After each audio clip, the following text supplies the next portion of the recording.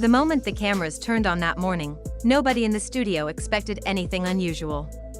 The audience settled into their seats with the excitement you'd expect from a daytime talk show, ready to clap, laugh, and watch two music legends celebrate each other. It was supposed to be a warm, feel-good moment, one of those uplifting interviews that producers love and fans replay for weeks.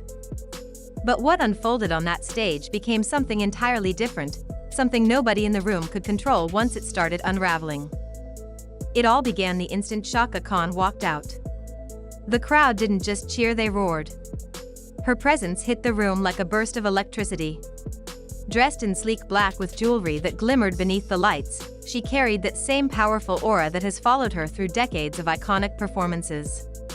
She had the poise of someone who survived the storms fame throws at you and still stands tall. Jennifer Hudson met her with this huge, glowing smile, the kind you only give when you're looking at someone who shaped your dreams. The energy was warm, bright, and full of appreciation. For a second, it felt like everything was lined up perfectly. But even in that joyful atmosphere, there was something subtle beneath Chaka's expression, a restraint, a guarded edge that hinted at the careful boundaries she carried into the room. Jennifer didn't notice.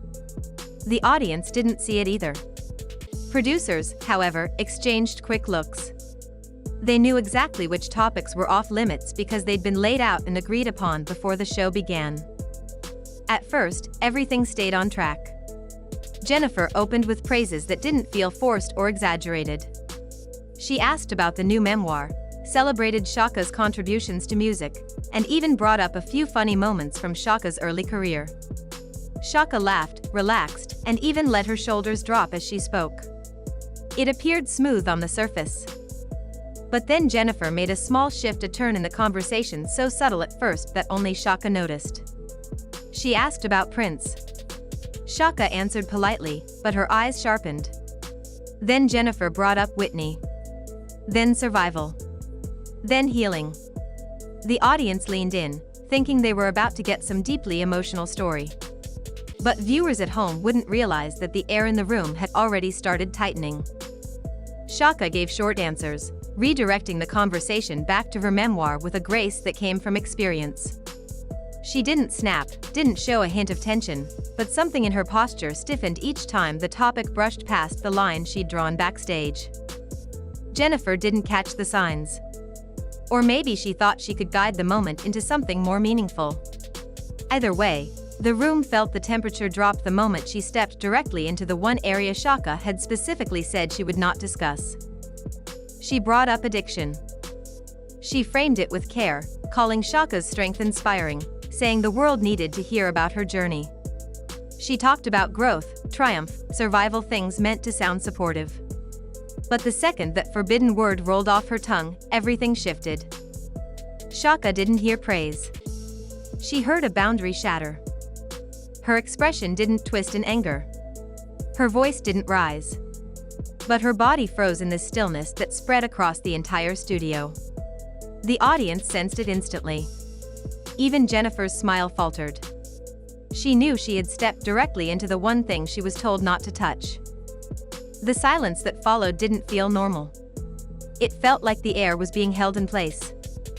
Chaka placed her hands gently on the armrests and looked Jennifer straight in the eye. Her voice, when she finally spoke, wasn't loud, but it had a sharp edge, one that sliced through every ounce of scripted charm on the stage. She reminded Jennifer, with absolute clarity, that this subject had been off limits. Not implied. Not hinted. Explicitly stated backstage. Jennifer tried to respond. She apologized, stumbled over her words, tried to soften the moment by repeating that she meant well. But it didn't matter. There are times when intention isn't enough, especially when someone feels exposed on live television. Chaka kept her composure, but her disappointment showed. Every time Jennifer tried to explain, she cut herself short, realizing nothing she said could undo the disrespect Chaka felt. And Chaka's next words were direct, calm, and impossible to ignore. She made it clear she wasn't going to be someone's emotional spectacle. Not today. Not ever. What nobody expected was how quickly the room spiraled from uneasy tension to an unforgettable confrontation.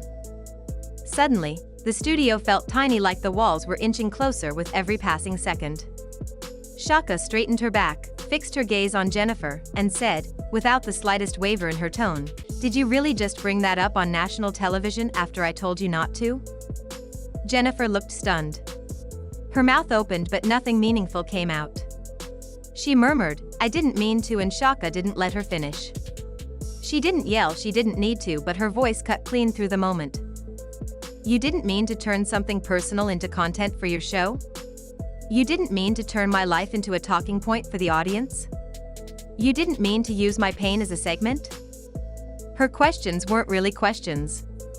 They were statements of truth, delivered with the weight of a woman who's lived too much life to tolerate being dismissed, minimized, or handled carelessly.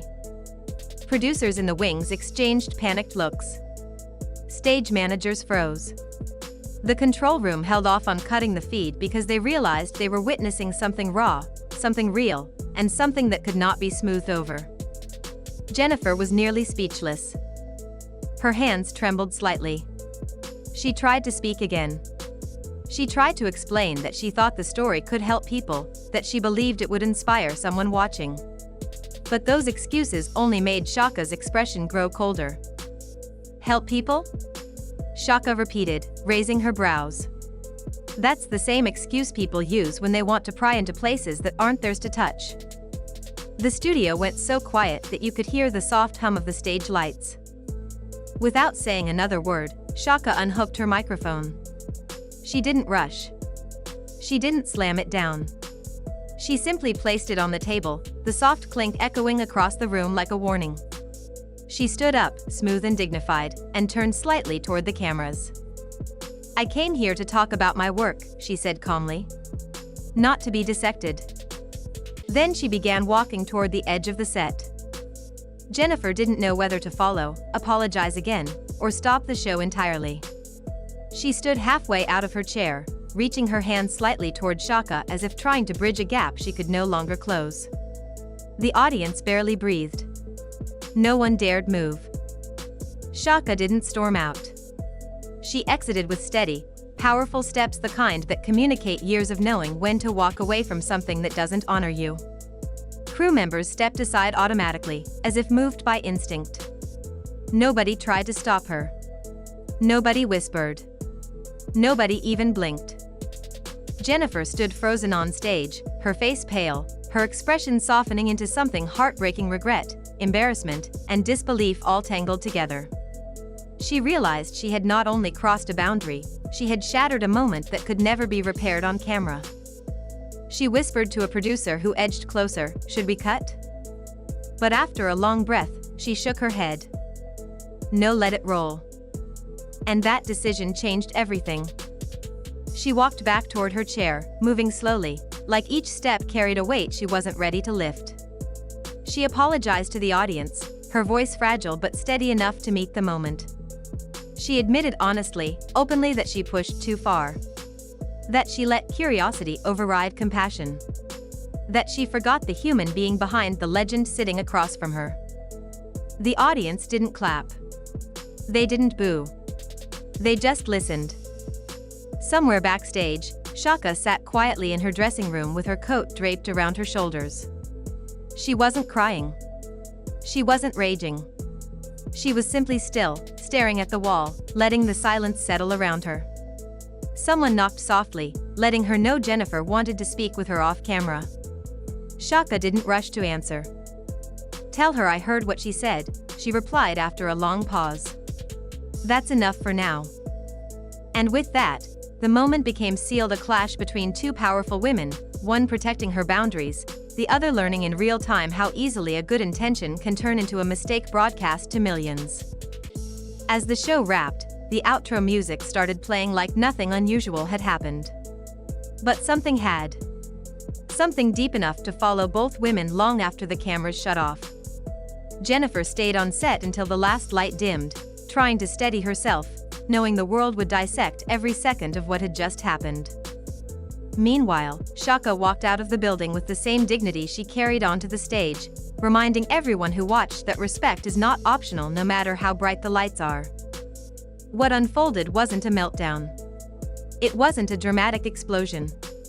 It was a boundary being enforced with quiet power. And it left a mark no headline could fully capture.